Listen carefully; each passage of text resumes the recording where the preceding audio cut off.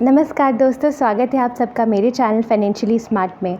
बच्चों के नाम पे इन्वेस्टमेंट अगर हम अर्ली स्टेज में ही कर दें तो काफ़ी सारे एक्सपेंसेस जैसे कि उनकी शादी का खर्चा, उनकी हायर एजुकेशन का खर्चा, ये सब अच्छी तरीके से मैनेज किया जा सकता है। आज हम एक ऐसे ही इन्वेस्टमेंट स्कीम की बात करेंगे जो कि गर्ल चाइल्ड को फोकस करता है। सुकन्या समृद्धि स्कीम के बारे में बात करेंगे। सुकन्या समृद्धि स्कीम में हो सकता है आप ऑलरेडी इन्वेस्ट कर रहे हो या इन्वेस्ट करने के बारे में सोच रहे होंगे। अगर आप ऑलरेडी इन्वेस्ट करें तो भी आप इस वीडियो को एंड तक देखिए। इस वीडियो के एंड में मैं आपको बताऊंगी एक ऐसी टेक्निक जिसको अगर आप फॉलो करते हैं तो आप अपना एंड कॉर्पस अच्छा बना सकते हैं, एक बिग कॉर्पस क्रिएट कर सकते हैं। तो मेरे साथ जुड़े रहिए, इस वीडियो को एंड तक ज़रूर देखिए।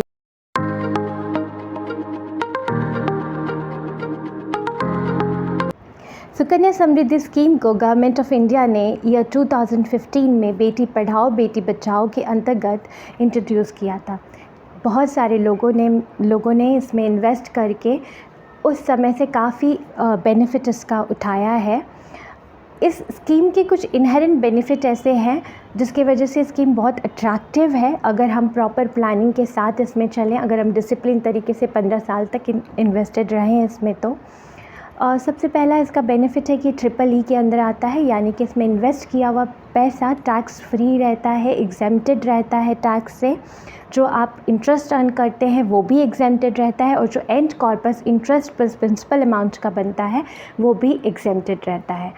इसमें इन्वेस्टमेंट काफ़ी कम अमाउंट से किया जा सकता है, जैसे कि 250 रुपीज़ से, तो ये हर स्टार्टर को सूट होता है। आप अपने अकॉर्डिंग कन्वीनियंट है, पोस्ट ऑफिस बैंक में जाके ओपन करा सकते हैं, अपने अकॉर्डिंग अमाउंट इसमें इन्वेस्ट कर सकते हैं। ये दो बहुत ही अच्छे बेनिफिट हैं इसके साथ। और एक और बात इसकी ये होती है कि इसका जो रिटर्न होता है वो गारंटीड है। ये रिस्क फ्री इन्वेस्टमेंट भी है। तो आप इसमें इन्वेस्टमेंट, आपकी अगर छोटी बच्ची है, आप इन्वेस्टमेंट के बारे में सोच रहे हैं तो आप इसको ज़रूर कंसीडर कर सकते हैं। सुकन्या समृद्धि स्कीम में अकाउंट बैंक या पोस्ट ऑफिस में खुलवाया जा सकता है। एक फॉर्म दिया जाएगा, जो फॉर्म आपको भर के बैंक अधिकारी को दे देना है। आपको KYC डॉक्यूमेंट मांगा जाएगा। लीगल गार्डियन जो भी होते हैं गर्ल चाइल्ड की, वो इस अकाउंट को खोल सकते हैं।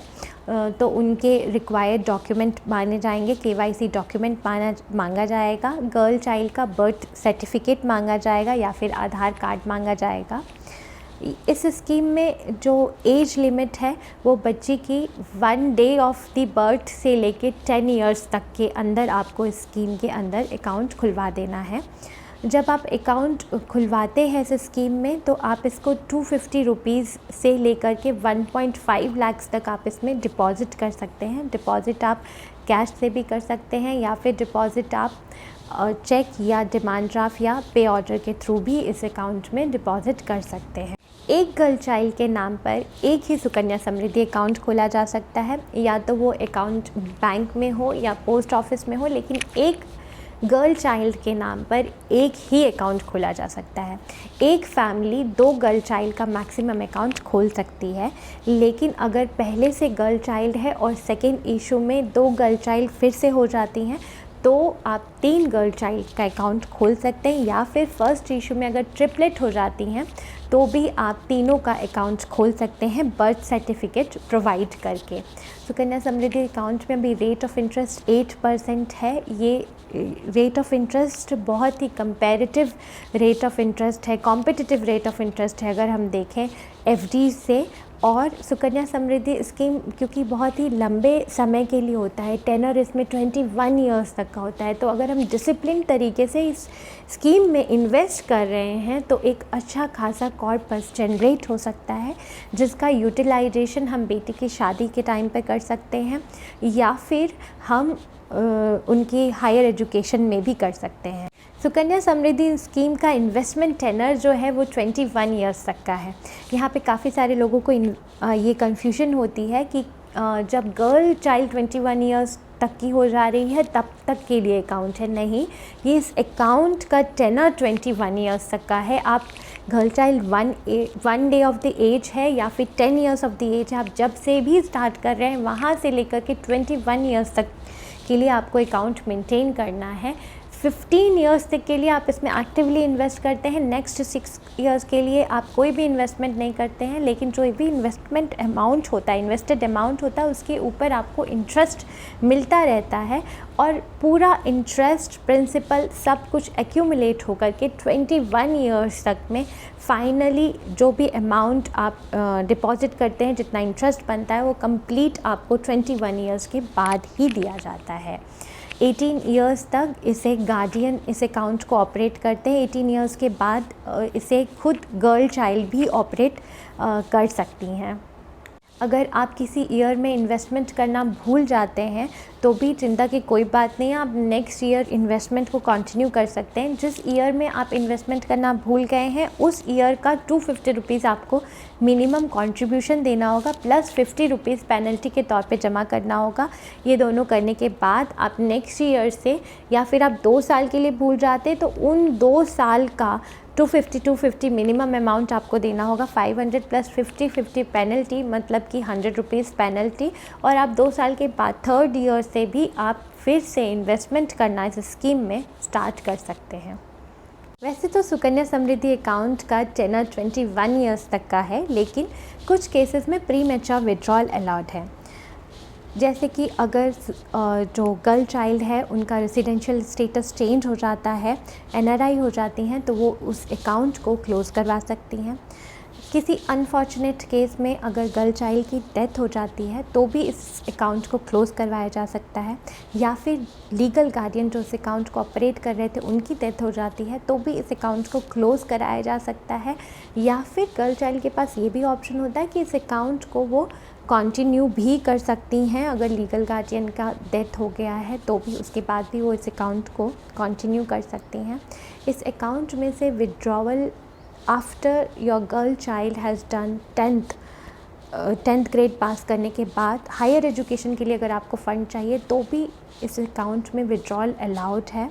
कितना विड्रॉल अलाउड है अगर उसकी बात करें तो 50% ऑफ द अमाउंट, जो कि प्रीवियस फाइनेंशियल ईयर का जो भी बैलेंस है उसका 50% ऑफ द अमाउंट आप विड्रॉ कर सकते हैं हायर एजुकेशन के लिए। ये विड्रॉवल आप एक टाइम एज अ लमसम कर सकते हैं या फिर 5 इंस्टॉलमेंट में इन अ ईयर कर सकते हैं। अगर गर्ल चाइल्ड 18 ईयर्स की हो जाती हैं और उसके बाद उनकी शादी हो जाती है तो भी इस अकाउंट को आप बंद करवा सकते हैं।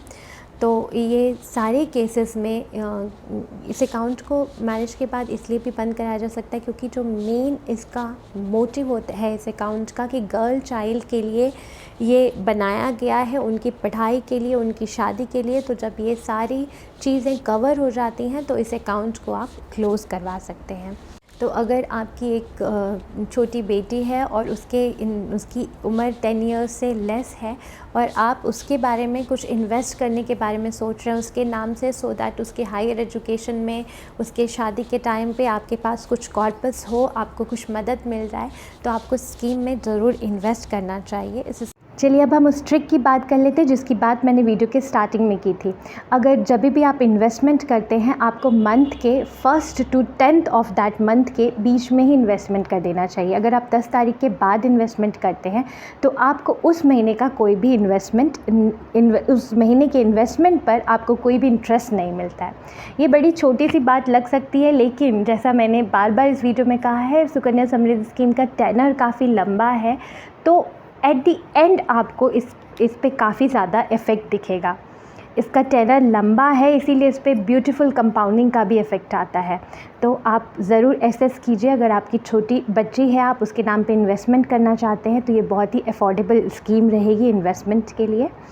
मेरी वीडियो अच्छी लगी हो तो वीडियो को लाइक कीजिए, चैनल को सब्सक्राइब कीजिए, वीडियो को शेयर भी कीजिए और फाइनेंशियली स्मार्ट चैनल को देखते रहिए। हम इस चैनल पे finance related important topic, informative topics को कवर करते रहते हैं।